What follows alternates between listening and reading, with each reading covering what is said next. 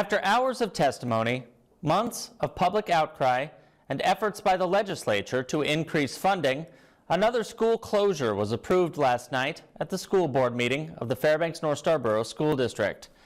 2 years ago, the school board approved the closure of 2 schools and the repurposing of another, facing a massive budget deficit and a veto of SB 140 from Governor Mike Dunleavy. Ben Eielson Jr. Senior High School has joined that group of schools as well.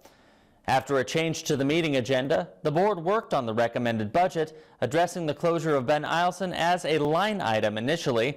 This vote passed 5-1, with Vice President Tim Doran voting no, as well as non-voting member Raul Lopez, the student representative who attends Ben Eielson.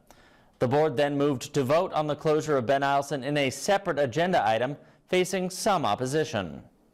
I'm going to vote no on it because I think, again, it's given the intent of this agenda item was to meet a deed requirement, and we have not yet finished the budget which impacts this. The budget may or may not actually reflect this action, so I think it's too early for us to take this action.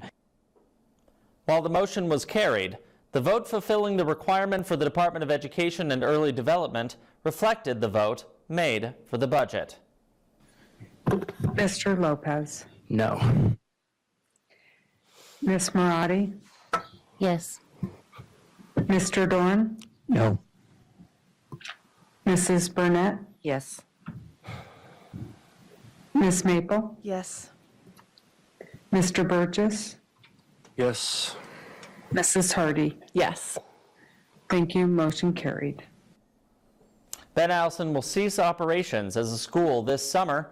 While Tickassook Brown Elementary School was also considered for closure, the school board did not vote on closing that school or any of the other proposed schools. At this time, the board says it does not intend to close any schools besides Ben Eielson this year.